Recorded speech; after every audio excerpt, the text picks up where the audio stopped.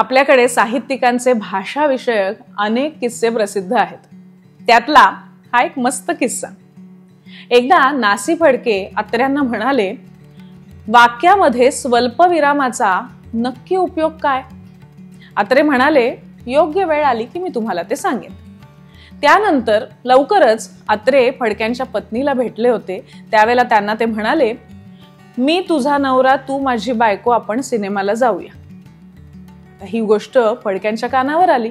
त्यांनी अत्र्यांना त्याबाबत लगेच खुलासा मागितला आणि त्यावर अत्र्यांनी जे स्पष्टीकरण दिलं ते असं.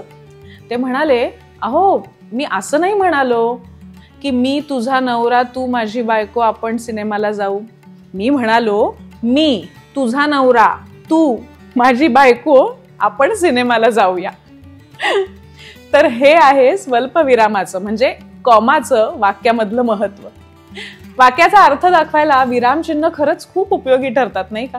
म्हणजे आता बघा, चहा संपला आणि चहा संपला म्हणजे एका ठिकाणी फुल स्टॉप आहे, पूर्ण विराम, म्हणजे माहिती मिळते की चहा संपला.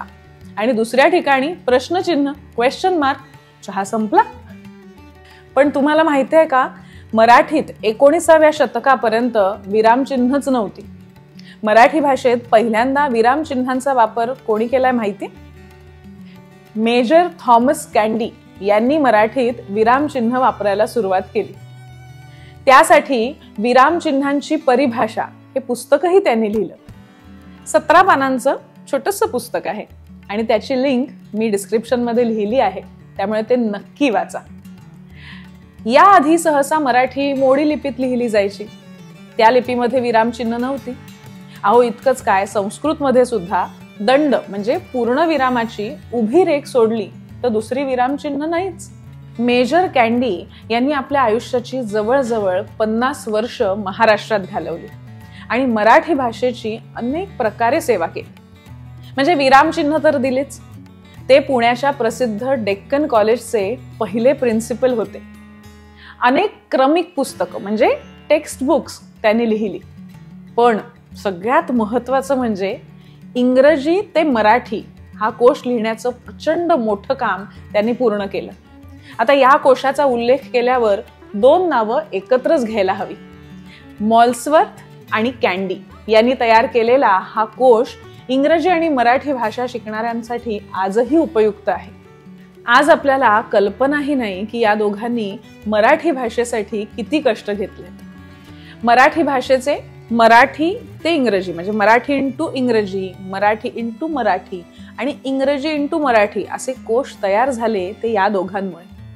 कल्पना करा, इंग्लंडमधून आलेली ही तरुण मुलं, त्यांच्यासाठी मराठी भाषा, आपली संस्कृती सगळं नवीन.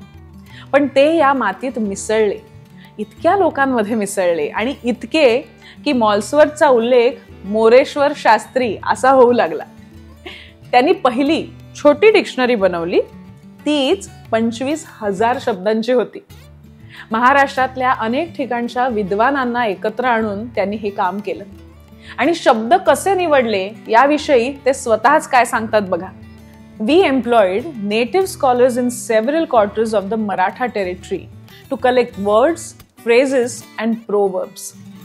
We obtained, after all rejection under the heads of repetition, corruption, unsuitableness, above 25,000 words. We investigated the grammatical designation, the derivation, the orthography, the gender, the meanings, primitive and figurative, the applications, regular and popular, the currency, whether general or local. The points settled were written down instantly in Marathi and English. इंग्रजी ते मराठी म्हणजे इंग्रजी into Marathi डिक्शनरीचं काम अधिकच अवघड होतं. तुम्हाला एक एंट्री सांगते बघा, तुम्हाला लक्षात येईल मी काय म्हणते. आपण एक शब्द घेऊया, एबल, ABLE. एबल हा शब्द जर पॉवरफुल या अर्थाने वापरायचा असेल तर शक्तिमान, सामर्थ्यवान, समर्थ, बलवान. मेंटली म्हणजेच क्लेवर किंवा स्किलफुल म्हणून वापरायचा असेल तर समर्थ, दक्ष, पटू, कुशल. Of adequate quality, having the power असं म्हणायचं असेल म्हणजे इटेबल सारखा शब्द असेल तर खायचा आंबा, पिण्याचे पाणी असं चा किंवा चे जोडून रूप बनवता येतं. किंवा खायला योग्य, खाण्याजोगा, खाण्याजोगता असेही म्हणता येईल, किंवा संस्कृतचा आधार घेऊन दानयोग्य, भक्षणोपयुक्त, लेखनोचित, पूजनार्ह असंही शब्द बनतील. म्हणजे एबल सारख्या पिटुकल्या शब्दाची ही एंट्री आहे आणि तीही संपली नाही, 1.25 पान आहे ती. आणि असे हजारो शब्द त्यांनी गोळा केले. म्हणजे बघा, स्त्रीलिंगी शब्दामध्ये वेगळीच मजा होती. म्हणजे इंग्लिशमध्ये पोएट, पोएटिस, ऍक्टर्स, ऍक्ट्रेस होतं, ठीक आहे, पण सिंगर, फार्मर यांचं काय करणार? मराठीत तर गवई, गवईण, माळी, माळीण, शेतकरी, शेतकरीण अशी रूपं होतात. अहो, पण काही ठिकाणी इंग्लिशमध्ये शॉप वुमन अशीही रूपं आहेत. आता याचं मराठीत काय करायचं? इंग्रजी ते मराठी कोश करताना मॉल्सवर्थ खूप आजारी पडला आणि इंग्लंडला परत गेला. खरं तर मॉल्सवर्थ हा कॅन्डीचा वरिष्ठ, त्याच्याबरोबर सहाय्यक म्हणून कॅन्डीने शब्दकोशाचं काम सुरू केलं.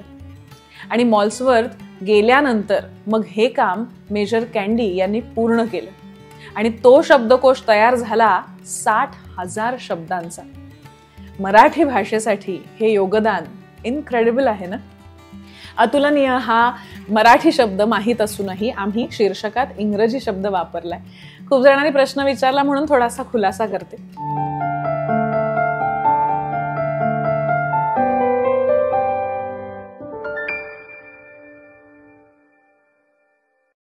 आपल्या सगळ्यांचे लाडके विवा शिरवाडकर म्हणाले होते, प्रश्न हा इंग्रजीचा द्वेष असा नसून आपल्या मराठीचं, मातृभाषेचं संवर्धन हा आहे.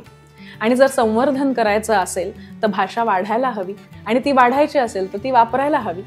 मग आपल्या नव्या पिढीपर्यंत हा विचार पोहोचवायचा असेल तर त्यांना जवळची वाटेल, त्यांना आवडेल, त्यांना सोपं वाटेल अशा भाषेत जर आपण त्यांना हे सांगितलं तर काय हरकत आहे.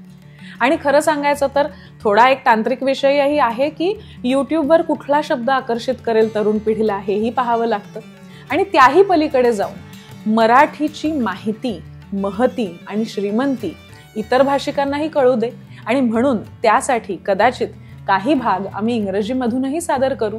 आणि म्हणूनच इनक्रेडिबल आणि मराठी या इंग्रजी आणि मराठी 2 भाषांचा मिलाफ आम्ही या शीर्षकामध्ये केलेला आहे. आपल्या तरुण पिढीला आपल्या भाषेचा इतिहास कळू दे. तिला घडवायला मॉल्सवर्थ आणि कॅन्डी सारखी परकीय माणसंही झटली हे सुद्धा त्यांना कळू दे. आणि आज मराठी इनक्रेडिबल का आहे याचं कुतूहल जागं होऊ दे. मग उद्या हीच नवीन पिढी अतुलनीय मराठीसाठी झटतील याची आपण खात्री बाळगूया. आजचा भाग तुम्हाला कसा वाटला ते नक्की सांगा आम्हाला कमेंट्समध्ये. पुन्हा भेटूया पुढच्या भागामध्ये एका नव्या गोष्टीसह. पण हां, त्याआधी यूट्यूबवर मधुरा वेलणकर साटम हा माझा चॅनल लाईक, शेअर, सबस्क्राईब करायला विसरू नका. आणि अर्थात बेल आयकॉनवर सुद्धा क्लिक करा. पुन्हा भेटूया. धन्यवाद.